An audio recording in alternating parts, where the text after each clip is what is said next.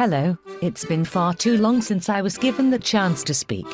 I've been on holiday and spent the last 7 weeks in Benidorm on a placement to try and become the next Sticky Vicky. I'm walking like John Wayne. Anyway, we're back at it again, and this week we have one of the nicest, most down-to-earth guys we've ever met. It's Sam Hornby. This is going to be a good one. It's the lower league look. It's the lower league look. It's the lower league look. It's the lower league look.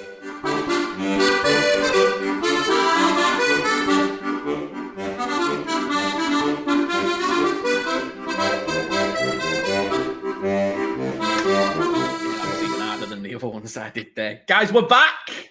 We are back. We're back. Oh, it's been a little while since we've been in the studio, isn't it? How do I point? I've genuinely forgotten how to point. It's mirrored again. Right, we've got Chris, who isn't Chris anymore because Chris left, but we've got a third. We've got with us tonight former Bradford goalkeeper, current Colchester goalkeeper. We've got Sam Hornby. Sam, I've got this for you. A little stat: 106 professional appearances you've had so far in your career. No goals. What's up with that? You know what? I've actually been up to a few corners as well. I've actually, when did I go up? Bolton at home for Bradford in the COVID season. I remember going up for the corner, if you remember correctly, 1-0 down. 1-0 down a lot that season. Right at the death of the game, obviously. And it was a corner. I remember it just literally must have just gone over my head. I went out the other side. I can't remember who put it back in. And it's Robbie's absolutely wrapped one in the top corner. Oh, yeah, listen, equaliser. Who makes that shout, by the way? Is it? Do you just look at the gaffer and go? I think I can I go? Over, yeah. Or does the gaffer go? Okay, get up there. I've had both before, where I've had obviously the other way, where I've looked, and then I've just got as if to say, "What are you doing, you idiot? Just stay there." But then I've also got, like you just said, the arms are going. There's like just everyone behind him's going, get up, go on. But yeah, I haven't scored. So hopefully, well, change that. I don't want to be in that position, to be honest, to go up. Well, no one wants to be in that position, but do you not feel like when you, them times when you've got up for the corner, as you're getting close to the box, do you ever just think to yourself, oh, this could be it. This is it. I'm going to do this. Imagine if this goes in. What's going through your head at that point? I'd be lying if I said I never thought that, to be honest, when you're jogging over the halfway line. Do you have a celebration set in mind just in case? I think it's just going to be shirt off, run round like a madman. I genuinely think I'd do something stupid, yeah. Like shirt off. Just run around like you've just, I don't know. Hey, we could see in the near future, and then you can tag me in this, and then that'll be the celebration. Shirt off, running around like a madman. I think we should pick you a celebration. I think we should find a dance. You've got to learn that dance. Then you've got to score a goal. And that is your celebration. No, you would me. No chance. Do the robot. Shirt off, running around. Shirt off, stick with. Get bumped as well, probably, which would be. Just start flossing. Yeah, there's loads you can do. Well, thanks for joining us. It's a week late. Sam, tell us what happened. What happened last week? Our game against Barrow was rearranged for a Tuesday night, and as a lot of people can imagine, from Colchester across the country and up, it's one heck of a journey. We went up there Monday afternoon. Stayed over, and then we stayed over again on the Tuesday night after the game, and then we just travelled all the way back Wednesday, and I was absolutely shattered. And I'll be honest, I got home at about 6:00, and I lay on the sofa over there, and I just fell asleep for about 3 hours. And the next thing I do, I wake up to a message off you, a message off my agent, Dan. We thought there was something wrong. We were like, has anyone heard from him? No, that I can only apologise for that, but Barrow away on the Tuesday night is one of the, from down here anyways, I think the idea of a travelling game, just mental, mad. Yeah, to be fair, I'll be honest with you, up until now, I didn't know you stayed over on the Tuesday. I thought you travelled back overnight And you just your body clock was messed up. So if we'd have known you were traveling back on the Tuesday, we wouldn't have arranged. Sorry, travel back on the Wednesday, we wouldn't have arranged it for the Wednesday. So there you go. It's your fault as well. Isn't it? It's your agent's fault. Yeah, that's true. Actually. Yes. Well, no, it was last minute from the club, I think, to decide to stay over again. Which I think in the long run of recovery and all sports science, I think that was probably the more beneficial thing to do for all of us.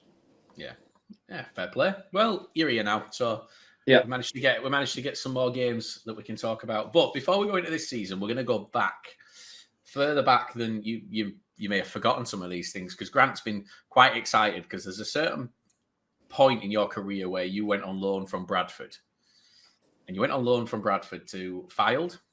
Yeah. Now Grant's a massive Dave Challoner fan because he's a Hartlepool fan. Yeah. And Grant wants to talk to you about Dave Challoner and find out what he's like. So, because if I really am. I was going to say, because Dave Challoner, when he brought you in, Fylde had conceded 29 goals in 15 games when they brought you in, because he said that the goalkeeper's confidence was just gone.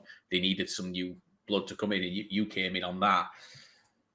How does a loan come about? How does a club approach you to go out on loan? Well, if I'll be honest, in the truthful situation in how this actually came about, I'll be honest, I came to the club in the summer to Bradford. Rich had been played all the previous season, O'Donnell, done well, and he got given the number 1 jersey. Fine, he was the number 1. He was more older than me, more senior goalie. I was 3 years ago. Was it 3-4 years ago? 2019, yeah. Good. 2019. So obviously I was the younger goalkeeper. It's my dog. I thought it were going to be Grant's that started barking. Don't worry. I thought it was yours, Liam. I don't know why he's barking. So sorry, yeah.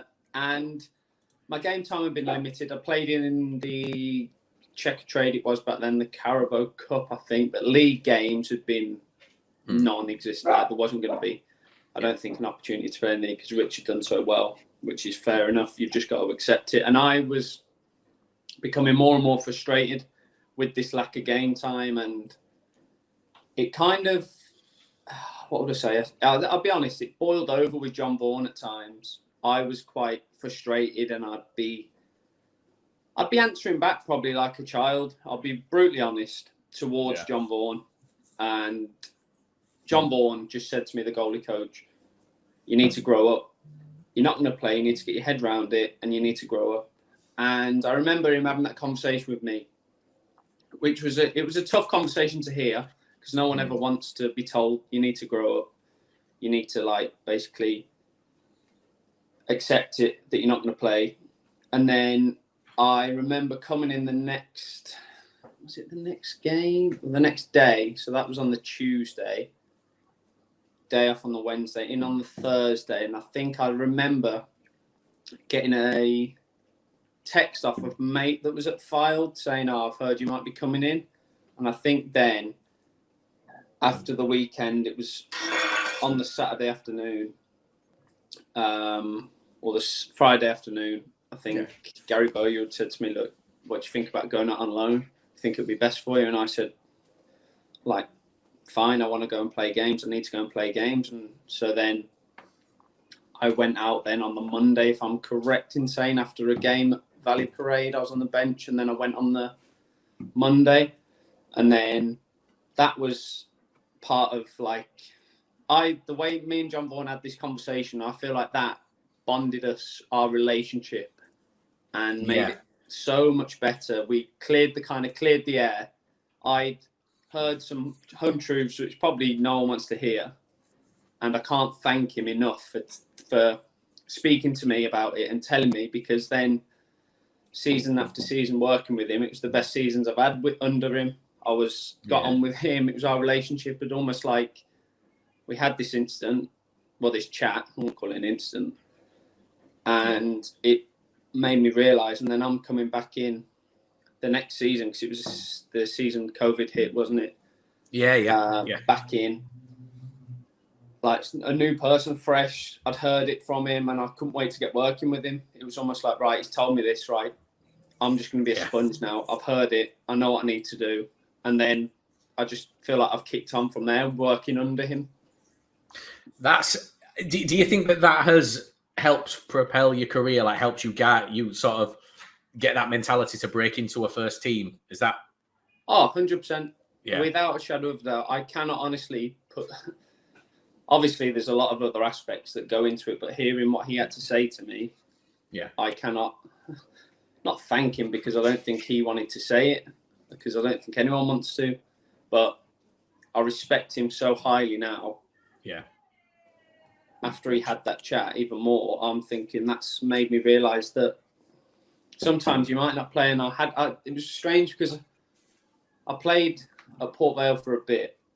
Yeah. And they brought in Scott Brown, who's top class League 2 goalie, League 1 goalie, and has been all his career. So like I was learning from him. So then I think because I had this maybe mindset of I'm going to the biggest club in League 2, unreal opportunity. Maybe if I'd realised... Can we just clip that? Can I clip that little... that bit there? Like maybe I should have realised that it's going to be another year of learning like you did last year. You've got to take your steps slowly, build it up, build your respect, build your name up slowly. Because as a goalie, you've got years on your side, unlike outfield players, which is true. So, yeah, I think that it really stood me in good stead going forward, I think, and progressing then in my career. And I always think about what he said to me nowadays, now working day in, day out, the way he told me to, how he told me to act, do stuff, be a sponge, even at how old I am now. I'm not old, but be a sponge, still trying to learn off everyone. So I think it has, I can't like speak highly enough, like I said, of this chat that we had. I'm not going to go into details of word. It was needed, I think, at the right time, and it came along at the right time for my career anyway. It's difficult though as a goalkeeper, because you kind of touched on that. You said as a goalkeeper, you've got age on your side, but as a goalkeeper, there is only that one spot in the club, isn't there? If you're a striker, you could potentially be looking at 2, or a midfielder, you could be looking at kind of 3 or 4 potential roles there for you to play in. But as a goalie, there is just you competing with usually one other person for that one spot. Yeah, and I think that's part of the nature of the beast, isn't it? You've got to realise that, like when I was first coming to Bradford, if I'd really used my mind and sat down properly about it, thought I might not play, so learn, develop yourself, do more off the pitch, go to the gym more. You can afford to beast your body more because you're not going to be used on a Saturday. So you kind of got to use the time when... I don't think I used my time effectively when I was out the team at Bradford when I first got there. Yeah. So then that spoiled over into me, like you say, going out on loan and then being that one that was playing. So, but then I was going into a dressing room where there was 2 of the goalies, which are very good goalies. One's James Montgomery and Dan Lavercombe are very good goalies. So it's like it was tough for me going in, like you said, knowing that I've been brought in. So it was like it was a tougher situation to be in. It is difficult. One question obviously you mentioned that relationship that kind of, you had that kind of boiling point that got you to that point where you realised what you needed to do. But being that there's only one place and there's yourself and last season for the first half of it, there was yourself and Richard O'Donnell at Bradford. How hard is it to be friends with the other goalkeeper when you know that you want that spot? Is there that, I don't want to say tension, because I don't think it's a tension of Richard O'Donnell. We've interviewed Richard. He's not that guy. But do you ever find that there is a little bit of maybe animosity between the guy who's sitting on the sidelines waiting to get in towards the guy that's playing every week, especially if you see maybe a run come together where there's a loss, a series of losses in a row, and you think, I would have done this there. I could have probably saved that. Is that how it works, or is it quite easy to get along with them? No, I feel like whenever I've worked with someone, I've had that respect for them. and I'll have respect for someone if they're older or younger than me, because at the end of the day, we're all vying for that one spot, but our main aim goal is to win, isn't it? And do your best for the team, and then you seek rewards then with the team going up in the table, and then your end goals like promotion or win the league. So I think I get when people say it could be tough. It is tough at times when you find yourself out the team, but then the best thing for me is having that respect for the other goalie, because if you don't, then your time's just going to be hard, isn't it? You're going to go into work every day and you're going to be a bit sheepish. There's going to be issues. So, I think it's best if you do get on. Obviously, I can't speak for everyone else, but I'd like to say that every time I've been in a club with another goalie, I feel like we have got on and we've had a good relationship. That's good. So, Fylde. What I was going to say, what I did like about that season at Fylde, in comparison to Bradford's season that season, is you made the FA Cup third round that year? Yeah, we got... Who did we play? Sheffield United, I think. Yeah. Bradford didn't let me play in the first round. It was away to Nantwich. Beat them. And then we played... Who did we play in the second round? They were the lowest ranked team left in the competition. I can't remember who it was off the top of my head. I think you should have this stat. Grant's just brought this. Grant's just thrown this. We don't cover the FA Cup. We cover League Two. Well, actually, Bradford they played Shrewsbury in the FA Cup that round, and they lost, didn't they? Because that's why they let me play, I think. Because obviously they were out. They lost in the replay, and then I've got your third round tie for Fylde up just now against Sheffield United away. Yeah. I remember Bramall Lane, but I can't remember who we were lucky with that draw. To be fair, a great draw for Fylde. Phenomenal draw that. Unbelievable. I remember Kingstonian away. That was it. Yeah, just had a Google. I didn't know that. Yeah. You got there before me. I was trying to type it in really quick. I spelled Fylde wrong 3 different times. I think if I was correct, they were the lowest ranked team left in the competition. And obviously it's luck of the draw, isn't it? With that, how that works. It's great when you come in with that opportunity. If you are a club and we use National League at that time. National League, yeah. Yep. And then you draw Kingstonian and you go, do you know what? We've got a right good chance of getting a plum tie here in the third round. Yeah. And for Fylde, I think Sheffield United's a fantastic tie at that time. Oh, without a shadow of doubt. And I think because there was confidence building, and I think Jim Bentley had just taken over. That wasn't Dave Challoner had gone by then. Yeah, he went about a month or 2 after you came in, didn't he, Challoner? I think. No, it was. I thought he went. I think it was 2 games. Oh, was it that only? Was it only that long? Oh, well. How was your quick fleeting visit with Dave Challoner? I'd always, because obviously when I was at Kidderminster, it was us and Kidderminster and Fylde battling it out for the title, and Dave Challoner was the manager of Fylde then, and I'd always come across him because I've had a few loans in the National League North with Brackley and so on, and I'd always come across his teams and knew what they were, and I think I had a lot of respect for him for what he's done with those teams and how he's always had the success, and he's a proven winner, isn't he? In the National League North as well, and then obviously in League Two, he's got his team promoted into League Two, and now they're doing well. They're on a really good run in League Two, so 2 years in a I row. think Dave Challoner's he's a very good manager. Yeah, 2 years in a row. He brought Hartlepool up the year before. So in the playoffs, isn't it? Yeah, we watched that. Grant wouldn't talk to any of us while that game was on. That was horrible, and also that goes back to goalkeepers going up and scoring, doesn't it? Yeah, the Torquay goalkeeper went up in the 95th minute for a corner. Lucas Covellan. Yeah. We won't talk about Lucas Covellan. No, he said, yeah. Mainly because I think that he'll come to my house. He scares me, does Lucas Covellan. So you go to Fylde. You played 22 games for Fylde. and then you come back to Bradford, start of the next season, which is the full season in COVID, isn't it? Yeah, behind closed doors stuff. Yeah. How was that especially as a goalkeeper? Because you played a fair few games. You played 21 games that season for Bradford. How is it? Because you're on your own as a goalkeeper at the back, especially if your team's pushing forward. How is it with no fans at all? It's got to be weird.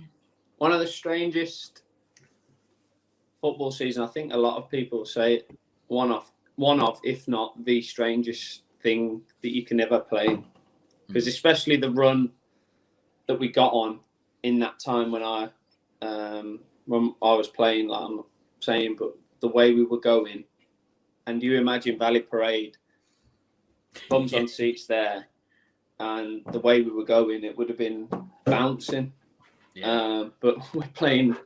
Everyone was the same, wasn't they? We were playing in front of nobody. It was harder because it felt, I don't know, they just felt like, I can't describe how weird it was because it was just strange. You turn up to games, you're getting changed in bars, concourses. Also, were you not in the dressing rooms or anything? No, so I'll give you an example. Wow. We went to Cheltenham, Wadham Road. Yeah. Yes, no, I think so. Yeah? It's League One. I think Cheltenham, whatever it's called now. Cheltenham. We get changed in a bar. Which is this for social distancing so that no one? Yeah. So you all weren't in a small area. Yeah. So you imagine like a bar, and there's just chairs dotted around. We went to Southend. We got changed in the concourse, where all the food for the fans gets. Obviously, where they stand and have a drink. Where else was there? Did you travel down together on a bus? We had two coaches. I think we were one of the only clubs in League Two that had the two coaches. Because I remember seeing teams away, they're all in one. But I think the club, obviously rightly so, it was a really bad time, wasn't it, for the health of everyone? Yeah. And we'd been lucky to have football back on. So I think that especially Bradford took a lot of, and rightly so, a lot of precautions and did everything spot on. I think we're actually the only club. I think Bradford are the only club still now that have some restrictions in place. The club they've never gone back to how it was before. They've kept restrictions in place, which I go to do work over. I mean, I was at Grimsby the other week. You'd have never known. It was insane. But at Valley Parade, there are such strict guidelines as to who can go where and when they can go there. And at a certain time, you can't go past this point because there's a potential that any player may come out and they're not going to risk it. They did go very, very extreme, but in the right way. I don't think there was too extreme in those scenarios. No. I think obviously the change rooms at Valley Parade it's not the biggest, is it? The home one. No. And yeah, so they've got the staff change rooms, down the stairs as you walk out on the Astro bit. So the starting 11 would be in the main dressing room, then the subs would be in the staff changing room. So it was bits like that. They were just making sure everything was you were so safe and secure in the football environment and bubble because of what everything was going on with the spread of the virus. So it was it was just quite a reassuring thing knowing that the club were doing everything. Did you miss the banter with away fans? Because I always love what you hear going on between the goalkeeper and away fans when it's switched the other way around. I quite like it. I feel like you have to as a goalie, this year where we're Swindon away, and we spun them round first half. So obviously there's one half with fans and one half isn't there? And I was running towards the goal and I was just getting loads of stick. I'm not going to say what it was on here. It was just I can imagine. And I just started laughing. And I think when I started laughing, they almost were no, he's actually all right. And they just carried on, but then they were laughing. Do you know what I mean? I don't think you can run up to them or run towards the goal, in my opinion, have a straight face and be no, shut up. But Because you just get it all game, won't you? Yeah, and I think with if you show that kind of, I don't know, personality, isn't it? Yeah, really? A bit of personality and a bit of laughter. I feel like they respect you a bit, and they're not going to be. They'll just say it to try and wind you up, don't they? And get the reaction. But if you laugh and smile, then you're not giving them the reaction they wanted. So it's almost like, if you laugh and you smile, you'll probably get some even funnier ones as well. That's what I mean. It gets funnier, with what they say. Some of it's ridiculous, but I genuinely just laugh at it. I won't ever say anything back. I just literally laugh. I would. That's why I couldn't do it. That's not. I was just about to say that's why I couldn't be a professional footballer, but that's not the only reason I couldn't be a professional footballer. I can't kick a football. Yeah. Wait, hey, Grant, I'd love to have 2 left feet. I'm left-footed. I've got 2 right feet. That's my issue. But yeah, no, I would say I'd end up saying something. So Bradford, you come back. You've had that season behind closed doors. Stuart McCall leaves halfway through. I think he left sort of early December, wasn't it? Yeah. And then, or was it early January? It was one of the two. And then Mark Truman and Connor Sellers, they take over for the remainder of the season. And to be honest, they did a tremendous job from, with looking at the first half of the season to the second, it was night and day, wasn't it? Stuart McCall, obviously Bradford legend. For me, I have to separate Stuart McCall now when I talk about him. There's Stuart McCall the player and Stuart McCall the manager. And I think legend as a player, he's not been a great. He's a phenomenal coach, but he's never worked as a manager for us. What was that like? Obviously, what Stuart McCall means to the club. He's your manager. Obviously, you've had Gary Bowyer, who's come and gone. I think he'd ended up at Salford at that point. I think Gary Bowyer had gone on to Salford. I think McCall's the big name. He's he is Bradford City, and then he gets sacked.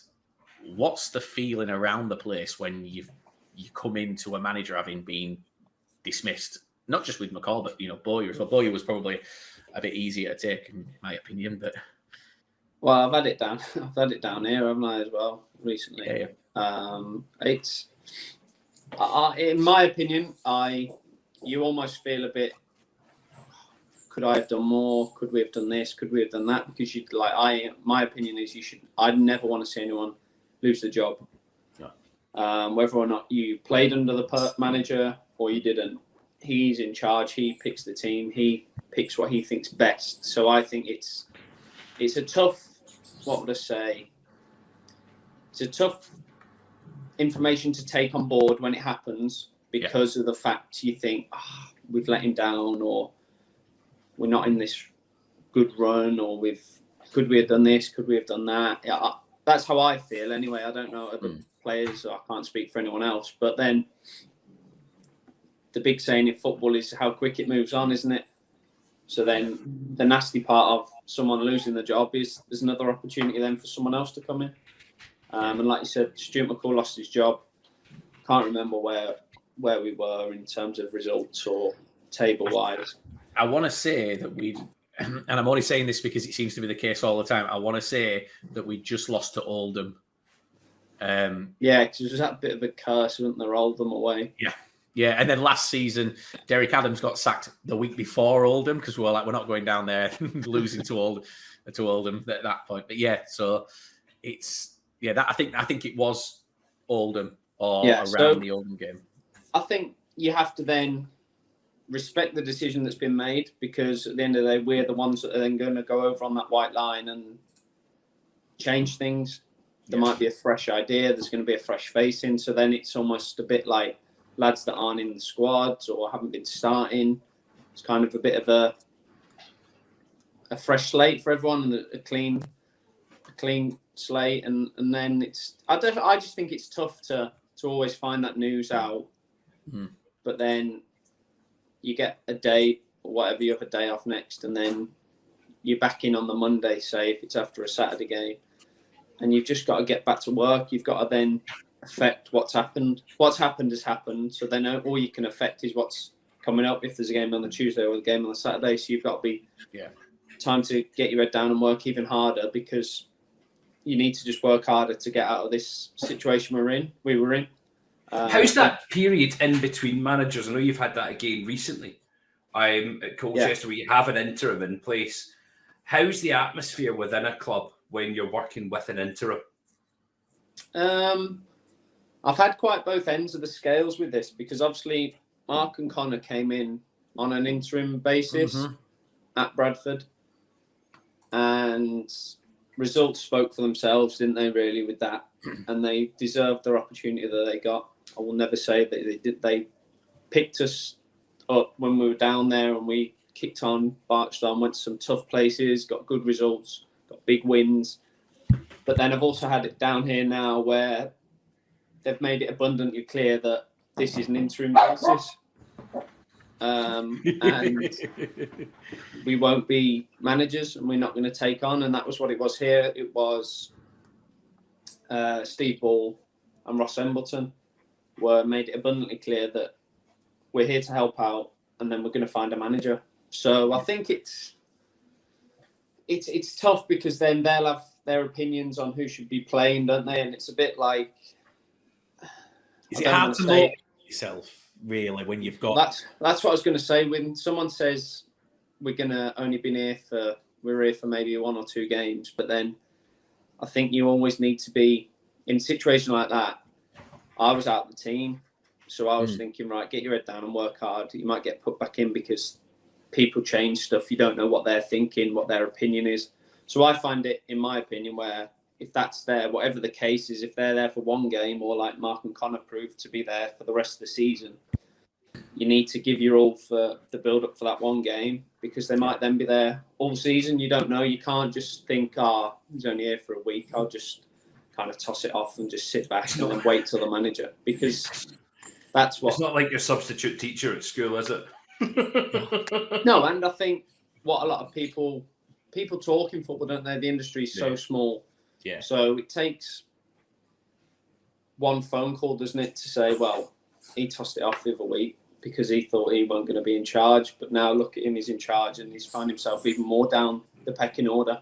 Yeah. And you never know when you're going to work with someone again in football. Yeah, exactly. I don't know if in my future I might work with Gary Bowyer, Stuart McCall, Wayne Brown. Do you know what I mean? Like, you don't know, do you? You don't know where they're going to get jobs again, and if they might ring you and say.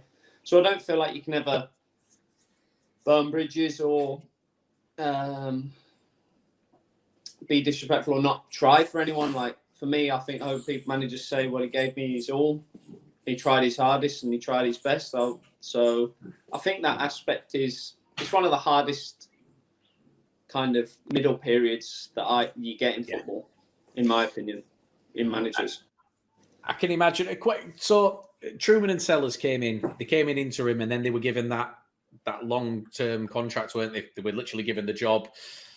Do you think they deserved longer than they got? Because the summer came and they were put back, and then Derek Adams came in. Do you think that they should have been given the start of the next season to see how it went, or did they know towards the end of the season they weren't going to get to carry on? I mean, I can't. I think that's above my pay grade, isn't it, to say whether or not... I mean, did you guys feel that they weren't the ones to take you forward at that point, or...? I don't know. It was tough, wasn't it? Because obviously we had that real good run. Mm-hmm. I don't know of how many games, and then we... It was 13 unbeaten, I think we went at one. 13 games unbeaten in any league is really good. Yeah. Really, really good. So if you look at that, and then I don't know how many games were left in the season then, but it was a freak year, wasn't it, with COVID? We were playing Saturday, Tuesday. There was loads of games. We were hardly having time on the training pitch with them to implement their training ideas. So it was like there were really a big bit of fresh air. Like there were kind of the modern day coaches.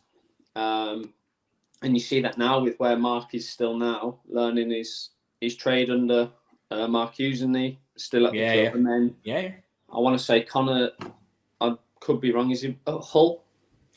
I don't actually know. I know someone said it to me the other day that he's at Hull, so I might be completely wrong, but their coaching pathway is still there, so that it proves that they're good people and they're good coaches. Under 23s at Hull.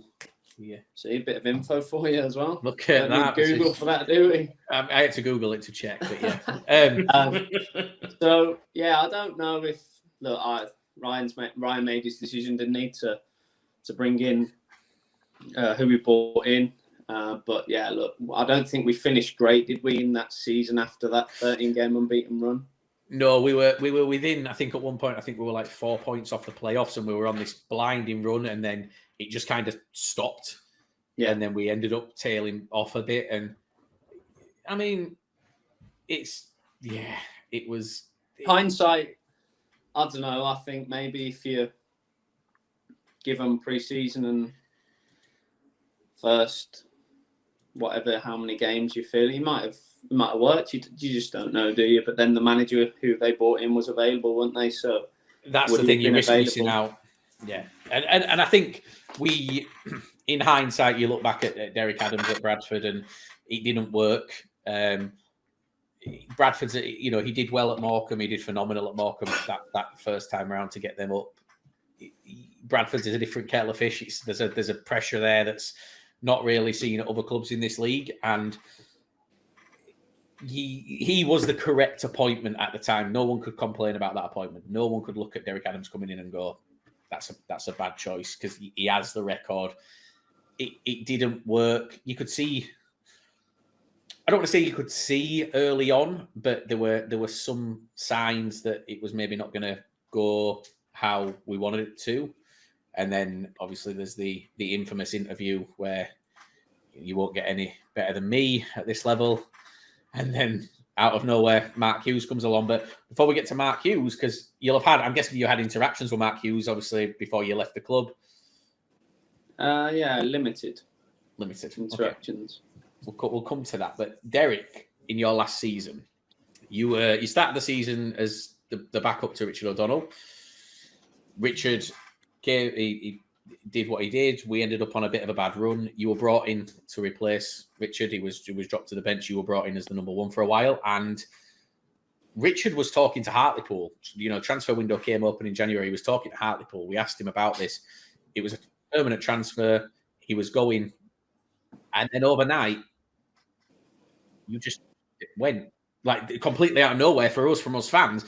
Did that come as much of a shock for you as it did for the fans? Because you didn't just got in the side. The fans had really taken to you. I mean, you were the first goalkeeper in a long time that had his own chant. Yeah. Did that come as a surprise to you out of nowhere, really? If I'm being honest, we'll go back right to how this kind of snowballed. So we played Rochdale away, drew 0-0. Thought 0-0, clean sheet, done well. Obviously, you're never going to take every game for granted, but I thought, perfect. Derek Adams gets us in on Sundays if there's a Tuesday game. So Sunday morning, I'm driving up with my girlfriend because what were we doing? We were going to go somewhere on the way back, just to break up the weekend, to have a bit of a weekend. Yeah. And Rich rings me, and where was I? I was just about to get on the M606 off the M62. Right by my house. And he goes, just to let you know, Alex Bass is here. And I was like, what? A bit like, just drew 0-0. Played, I don't know who played before, done well. I feel like I'm finding, like, I was getting games. I was, like, happy. I was buzzing because I was playing well. We were picked up a bit, didn't we? We had some good results. You had a relationship with the fans as well. Yeah, that was more of a bigger thing as well for me, because obviously my first year I'd been non-existent. If I'm being honest, I went on loan, didn't I? Like I said, I didn't get any game time in the league. And then second year was COVID, and it was almost like the first time the fans had properly seen me. Yeah. So I was like, I'd got a relationship with them. I felt they were kind of buying into me. Like, thought, like I felt respected by all the fans, and and when he told me that, I was just like, huh? I couldn't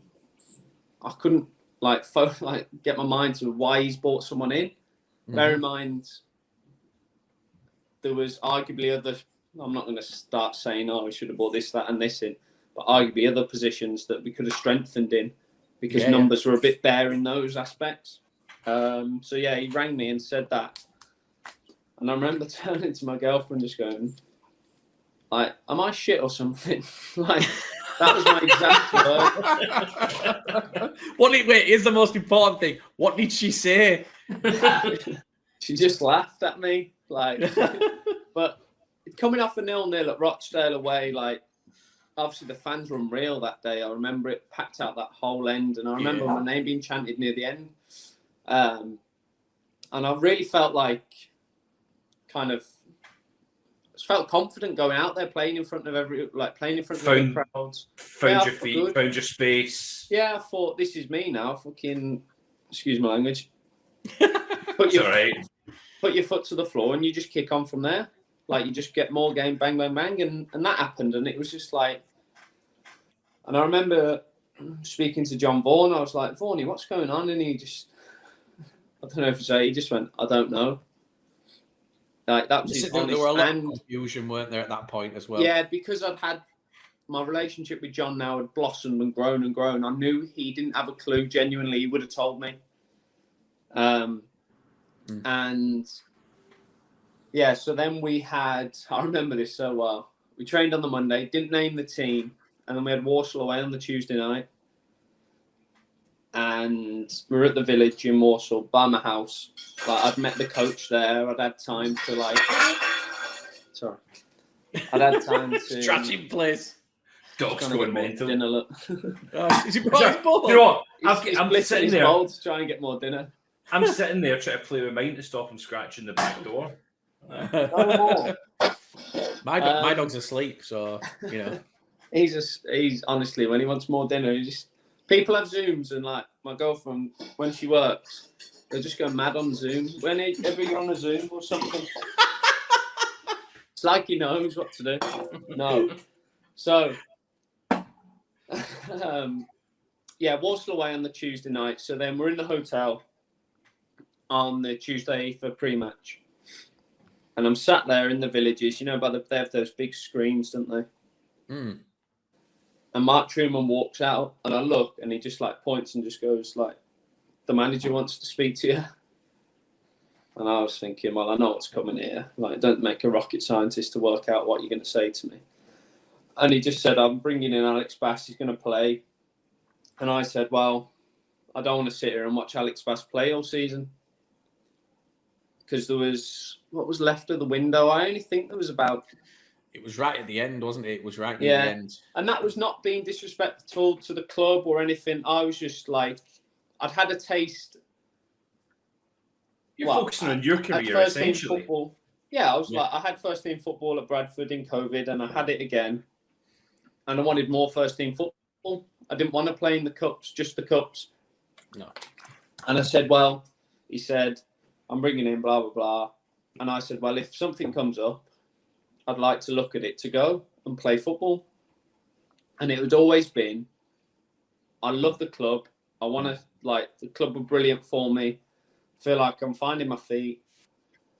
But I need to play games. I'm getting older and my games aren't going up. And he was like, okay, that's fine. But then I remember, Rich was chatting to Ryan, wasn't he, in the stand at Walsall? Which is obviously where you say he was going to go to Hartlepool. Yeah, well, so I don't know if that was the time they had the conversation, but essentially Richard got told Hartlepool were interested. It was a bizarre move, really, wasn't it, Grant? It was a strange one because Ben Killip is very much established number one. Yeah, at Hartlepool. And it was, what Richard was saying was it was a short-term deal to the end of the season that they were looking to take him on. And he was like, no, I don't want just a short-term deal. I want something longer. And then there was talks of a loan deal, and then that broke down. Yeah. But the thing that sort of not confused us, because this isn't a knock on Richard O'Donnell. I think Richard O'Donnell's a great goalkeeper, but the establishment that Grant just mentioned about Ben Killip, Richard O'Donnell was told he was coming in as number one, which then asked, we were sat here when he told us, bear in mind, this is like a year after me and Grant are sat here when O'Donnell tells us, and you see both of mine and Grant's eyes go, we didn't. This was new information. Yeah, we were like, we didn't know that. But yeah, so he was going to Hartlepool, and then that broke down for whatever reason. I think they offered him a longer term deal in the end, but it wasn't enough. They weren't paying him enough to cover the distance that he was traveling. Because he's obviously in Sheffield way, isn't he? He's down Sheffield way, and it's a long way to go.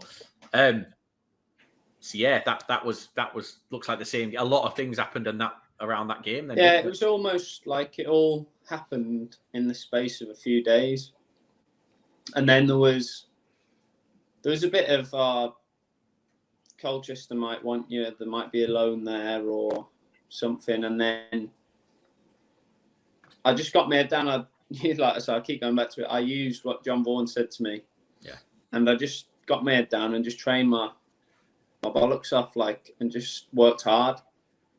Because then I didn't want anyone to ever accuse me of downing tools or thinking, well, he's not going to play. He's just fucking going to sit here. He's got another year as well, so we don't care. So I wanted to prove to Derek Adams. I was like, hang on a minute. I've done X, Y, Z for you, coming back from when I fractured my face early and quickly for you because you wanted a goalie on the bench. And then you've treated me almost like this, and I was just like, well, I'm going to prove to you that I'm not just this, I'll get on with it. I'm going to prove in training that I should be playing kind of attitude. And I think that's the best way you have to be. And it's hard, but it's one man's opinion, isn't it, that picked the team. And the thing is, 2.5 weeks later, Derek Adams has gone. Isn't it? He went early February, which. But then I think we would have been stuck in a predicament of having me, Rich, and Alex Bass. Yeah. Well, if he'd have gone earlier, then if Derek Adams had gone sort of mid-January, then your career would be different. You'd probably still be at Bradford. Well, yeah, looking back, I might still be, but yeah. And then I think the Colchester thing. That came up, I think, on a Saturday afternoon, and deadline day was the Monday, I want to say. And I was trained on the Sunday. We had another Tuesday game, so I trained on the Sunday at Woodhouse. And I was getting the phone calls to say I was done. And then I drove all the way down to Colchester on Sunday night, and then went there. Easy decision to make? I think my decision had been made for me. If I'm being honest, I was not going to play.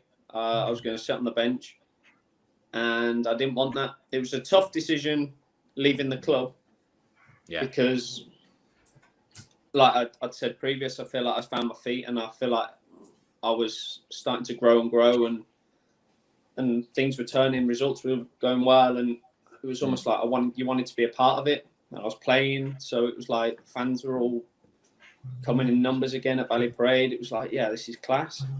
Yeah. And then that kind of overnight to hear what happened, and in terms of brought him in. So it was almost like, well, you either sit here and then potentially lose 3 months, 4 months of football, and then you don't know where your next year will leave you, or you look and think, see if there's an opportunity to go somewhere else to get some games. I don't think anyone can blame you for doing it. Not at all. There were a lot of decisions made in that season that, in hindsight, looking back, they weren't the right decisions. Alex Bass came in. We didn't expect a goalkeeper to come in as fans. We don't know where it came from. It surprised us that someone came in as much as it surprised you when you're on your way to training and you find out that he's there. End of the season comes. You've finished the season over at Colchester. Now I remember I saw a tweet from a Bradford fan who bumped into you in the services at the end of the season. No, it was it wasn't at the services. It was at the Birmingham Half Marathon. Oh, it was. Yes, sorry. Yes, it was. Yeah. My girlfriend was running it with two of my mates, so the three of them were doing, and we were stood by the finish. Me and my friend's girlfriends. There was three of us. Yeah. And I he like looked at me and he went, Sam. And I like looked and I honestly I didn't know who he was. It wasn't me being like ignorant or anything. You're not gonna know. You're not gonna know. I'm not gonna think a Birmingham half marathon. Like I'm from Birmingham, so it was like in my home city, that I'm gonna bump into a Bradford fan. He goes, "Are you staying?" And I was just like, "What?" Am I staying where? Yeah. It was like really weird. And, but yeah, it was a funny moment because like my friends, girlfriends were next to me, and they were like, "What? What did he just ask you?" Yeah, So how did he let you know? How did he let you know he was a Bradford fan in the end? Did he pull his trouser leg up and show you his leg tattoo? Because that's what they normally do. No, I think he said, "Are you gonna come back to Bradford, or what are you gonna do about Bradford?" Or like it was something along those lines. I think you said you've got another year, didn't you? At that point, I said, "Yeah, I think I said, I've got another year. I'll see what happens or what how it pans out." So the summer comes, and how does the move to Colchester come? Because obviously, like you say, you've had a year left of your contract. Was it because transfers in League Two work differently to obviously higher up? You kind of hear a little bit more about them in terms of what they entail. Down in League Two, you don't hear as much. As always, if there's fees involved, it's always undisclosed. Sometimes you don't even hear what's going on. But you obviously left Bradford. Were you released from Bradford and then signed for Colchester, or did Colchester come to Bradford to try and bring you in? How does that move come about? So the first day, the report day it was in the summer. I'll be honest. I think the clubs were trying to get something sorted at the back end of the summer, or like they'd asked me my opinion on it, and I just couldn't commit to what was personal terms, whatever. I couldn't move down here with everything. My girlfriend moved my life down there. I couldn't do it at what was getting offered or how it was first put to me, and it went really quiet over, I'd say, a month. Well, 2.5 weeks period, and then the report date for Bradford came back, and I got a message, and I turned up first day of pre-season, and a few people, staff and players, turned to me and went, "What are you doing here?" As if to say, like, "We didn't expect you here." Wow. Like, Wow. Not what are you doing. I didn't expect to see you, or some along those lines. Yeah, like a shock, essentially a shocked reaction. Yeah, and I was like, shit, that's made my made my mind up for me of where I feel like I stand. Wow. And obviously they brought in Colin Doyle had come back, hadn't he? And then they brought in Harry Lewis early on in the summer. And when I saw that, I was thinking, well, kind of, am I not going to be wanted? But I couldn't not turn up first day of pre-season because it wouldn't have felt right with me. I needed to kind of go there and show that I still wanted to be at the club at the moment because I didn't have anything else. I was ready to commit and get down, get to work and not prove people wrong, but like get back to where I felt like I left when I got took out of the team by Derek Adams, if that makes sense. Yeah. So I was ready to. I was thinking, right, good opportunity. Going to get backed in the summer. It would be a good place to be. Hopefully, I'll get more games or whatever. And it was a bit like, geez, maybe they've made my kind of mind up for me. And then I only came back for that first day, and then I got a phone call. Well, I saw Ryan in the training ground, and he just said, "I think it's all getting sorted. You don't have to come in tomorrow." And then it was the weekend. He said it will all get sorted over then. And then I was down in Colchester on the Monday. Well, that comes to this season. Yeah. We're here.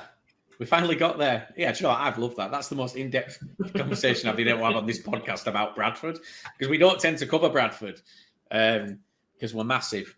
We don't want to take. Oh, you had to put that in there, didn't you? The Swindon fans are going to be all over this. Yeah, Swindon fans text me a lot, and every time they win, they just go, "Liam, Swindon are massive." and that's all I get from Swindon fans. But Bradford are massive. I should have messaged you last week after Hartlepool when I went Hartlepool are massive. Yeah, but Grant, we don't lie. No, do you know what? I like Hartlepool. There's not many clubs in this league that I don't like. I actually really like pretty much all other clubs. There's just 2 clubs at the minute one club that I'm in a dispute with, so I don't dislike them, but I'm unhappy with them, and that's Walsall. And the other one that I just outright dislike is Carlisle. And the thing is, Sam, I can't even tell you for the life of me why I dislike Carlisle. It started as a joke, but then Carlisle fans really took it seriously. So now there's just a general dislike of Carlisle. I thought you were going to say Doncaster, but... No, the club, I don't mind Doncaster. The fans do my head in. So, Colchester, this season, it's been a difficult one, hasn't it, this season so far? I think it's fair to say on the pitch, it's not been what you'd have wanted, but you look at it and you see some of the games that you've had. You've not been. I can't think of it's been a lot of the games have been very close. Even the losses have been 1-goal losses. Mm-hmm. Yeah, it's not been that you've been getting trounced week in, week out. You do touch wood. Yes, Crew coming up this weekend. Yeah. Lovely place to go is Crew. And the thing is, people watching are going to be like, I don't get it. So how's the morale? How does it affect the morale when you're in the position that you're in? Like, what's the atmosphere like going into a game like Crew this weekend? Do you prepare for it any differently the further into, I don't want to say trouble that you get, but when you're in this position, the harder or the further behind you kind of fall? Does it get difficult to prepare? Do you have to constantly change how you do things, or do you have a game plan, you're still going to stick to it and you know that will work eventually? Yeah, I mean, there's 87 points still to play for, I think. Yeah, if I'm correct. 87 points is so many games and so much winning the league. So much football still to play. So I don't feel like we are where we are now. That's a fact. Yeah. So sticking to what we know, this new manager's come in. He's got his ways. We stick to his process and his kind of how he wants us to work. And I feel like you have to, because, like I just said, there's 87 points still to play for. You go on a good run. You don't know where you're going to end up in League Two. And there's so many good teams. And I think the teams are quite, like you said, there's been some close results against some big clubs and some good teams. I feel like our fixtures at the start of the season, if you look at the teams we've played and where they are now in the league, there have been some really tough games. I feel like we've had a tough start, but now it's time to roll our sleeves up, work even harder Monday to Friday, and then if we keep doing that, results will take care of itself. Yeah. I think for you guys, looking at it, looking at the goals against, so you've conceded 25 goals this season, but you look up the table and you've got, Mansfield sat in 9th who've conceded 23. So it's not like I say, you're not leaking goals. You're just maybe not as clinical in front of goal as you need to be. For you, when you look at this and you think of the games that are coming up, do you look any further ahead of this Saturday, or do you look at this Saturday and that's entirely, you're not looking beyond it? We'll cross that next bridge when we get to it. Is it a case of stepping stones when you're in this position? Yeah, I think you can't look too far ahead, because, like I said, there's so much football still to play in this season. We've got a game, we've got Crew on Saturday, so it's a big game, like any game is, and we've all just got to look forward to playing and performing well, because like when we went on that run when I was at Bradford, you just take each game as it comes, and suddenly you've built up a 13-game unbeaten streak, for example. Do you know what I mean? You can't look too far ahead, but then you can't look too far back. So you've just literally got to focus on that game and take one at a time. And then if you're working hard Monday to Friday, you're putting the hard work in on the training ground, then your rewards will come on the Saturday, because you'll replicate what you've done during the week in a positive way on the Saturday. How much do you look at other teams' results after the game and go, yesterday, for example, you see Rochdale pick up 3 points. How much do you look at those results and go, for fuck's sake, man? I'll be honest, I don't at the minute. I have a quick scan of results, but results are results, aren't they? At the end of the day, if we win, anything else is irrelevant. As simple as it sounds, we can't control anything other clubs do. If they score in the last minute, or do you know what I mean? If they concede in the last minute, that's them. So I don't think you can until the business end of the season, like people say, is when you look at maybe other results. But at the minute, there's no point doing anything other than focusing on ourselves. Yeah. So leading up to a match day, for me, you mentioned earlier on, I don't know if it was on here, if it was before we started recording, you mentioned players' WhatsApp groups. What's a player's WhatsApp group like leading up to a match day? And can we get added to a play? Do you know what you should do? So just add me and Grant into a WhatsApp group, add every professional footballer you know, and then leave. And then we'll just watch the chaos, and I'll change my name to something insane and pretend that I am the Ukrainian centre forward who scored 87 goals in my last season, and I'm looking at coming to a League Two club and see how many of them try to get me in. I'll change my name to Mike Fondop. We love Mike Fondop. I think here's just admin side really, because you have to put your ticket request in and stuff like that. So honestly, like here at Colchester, the WhatsApp group is timings that we're in the morning. Oh, the plan of the day. Sorry, so in the morning we'll get a plan of 9:45 breakfast, 10:15 pre-act, 10:30 meeting out on the grass at 11, stuff like that. So I wouldn't.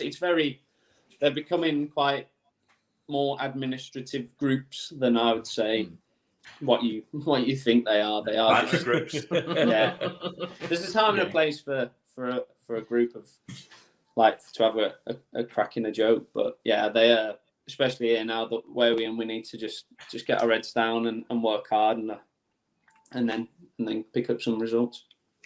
Well, you were speaking of picking up results. You early this season you beat Bradford 1-0. Did that for you kind of give you a little bit of? Was it extra for you? Did it mean a lot more to get that victory because you kind of come in like you say at the beginning of the pre-season? It was as if to say didn't expect to see you.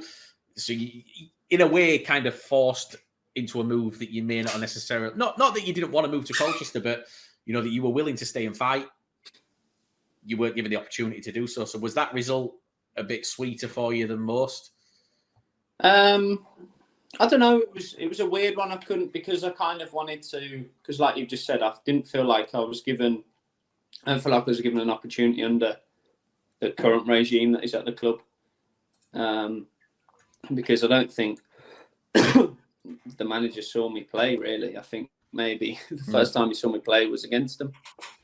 Yeah. I could be completely wrong, but that is, as far as I'm aware, I don't know how he knew of me. I think he saw me on loan and then that was it, kind of. But yeah, it was a bittersweet kind of result because obviously I was at the club and I made some good relationships with players and some of the staff that were there, so it was good to see everyone. But at the end of the day, I was there to try and keep the ball out of the net for Colchester United against Bradford City. So I'm going to try and do my job to the best of my ability, aren't I? So 100% save rate, 100% save ratio in that game. Yeah, I made a few saves. So yeah, it was nice. But then it was nice to see the fans. Like I get a bit of a clap at the end, like kind of like put my thumb up to him, said thanks. And I think that's the big thing for them, that the fans do appreciate it. The fans appreciate. Obviously, we don't know what goes on behind closed doors, but we knew that wasn't. It came out of nowhere. You wouldn't have left off of your own back. No, I feel like I was. I'm not going to say like. I just don't feel like I was given this season an opportunity, but look, football moves on, doesn't it? I think like Do what Harry's right done to very do. well there. It's a Like he's hit the ground fast-paced running, game. he's made some big saves, and the club are up the top end of the division. So they've Harry made that makes some call, and it's stupid worked. saves. Yeah. Genuinely, like I say this to Grant all the time. Like it's a bizarre situation. He's Harry. He's an infectious character as well, and I think the fans have really taken to him. But I've never heard a Bradford fan have a bad word to say about you, and that's unusual because goalkeepers can usually be made the scapegoats. Richard O'Donnell was made a scapegoat by Bradford fans for a long time. He was the scapegoat, but never a bad word about you, and that's a testament to you and the fact that you did just sort of get your head down and try and get back in, and you had it taken away from you. It wasn't that you lost your form and then were dropped and then went out on loan. You were in form, you were playing, you'd got yourself in the team, and then you sent out. There's nothing you can do. But look, Yeah, I don't feel like I feel like I played well for the club. That's the more frustrating thing. It was a hard one to take when in that aspect, because it was like I gave me all, and I don't think, like you said, I didn't lose form there. It was just kind of a sequence of events that happens in football that you have to kind of roll with, because it's this industry that we're in. Yeah. Well, look, we've got some questions for you now. Okay, so I like this. So this is some Soccer AM style. But like, do you remember old school Soccer AM when they used to interview players like back in the day, and they used to ask some weird questions? We're going to do the same for you. So and here we're we gonna have. Grant's going to ask them so I don't get sued. Sam Hornby on his Colchester United teammates. So, question up. Here we go. Oh god. This is time for you to dish the dirt on some players. Who's the right? Worst dressed in the team? Worst dressed. Or the worst fashion sense? Who's got Yeah. the worst fashion sense? I think fashion's gone everywhere though, isn't it? Left, right, and centre at the minute. So I don't think there's like everyone's just completely different. Yeah, but there's still no room for flip flops and socks. It's a Crocs and socks now, though, isn't it? No, there's no room for Crocs and socks. I'm all about the Croc life. No See, room for Crocs. I'm a Birkenstock and sock, and that comes in for a lot of slack at football. Right, so you're the worst dressed. For my footwear, and because I live literally a stone's throw from the training ground, I walk to training in the morning. I just go for comfort levels of Birkenstocks and socks, bang into training. Who's the best dressed at the club? Best dressed. He's going to say Luke him, but Hannon. he's... I like Luke Hannon's got a bit of gear, nice gear. Luke Chambers. It's easy to be positive, isn't it? It's easy to be positive about them. Is very sophisticated dress sense. Who thinks they're the best dressed at the club, but they're not? Big John Akindi. I love how there's just no hesitation whatsoever. Yeah, because he comes. No, yeah, Big John. Who's the worst dancer? Oh God, I genuinely won't be able to comment on that because we're not. You've told us about you. You are. You've told us about you. Oh yeah, I'm stiff as anything. I need to have a few drinks, and I'm still probably even stiffer than then when I drink. If I have a drink and have a dance. Oh, I know what's coming. Who's the drama queen? Oh, that's a good Drama one. queen. Yeah. Hanno again. I think Luke Hannon loves a bit of like a bit of exaggeration. If he gets a knock or like if he gets one in the balls, he'll be screaming for hours. It'll be stuff like that. Who's got the worst haircut? Alex Newby's had a good few bad trims. He's just moved down to the area, so he's trying to find barbers. So he's going through them. He's going through barbers. He's going through a lot of barbers, but he's coming in every day and he's having a different kind of. Does he blame the barber each time? Like I don't know what barbers he's using at the minute. This is just an advert of where to avoid in Colchester. And lastly, right, can we just put a disclaimer on this? You can answer this in whatever way. This is a bit like Taskmaster, in that you get the question, however you interpret the question, you can answer it. Yeah. Who's the longest in the shower? I knew that was coming.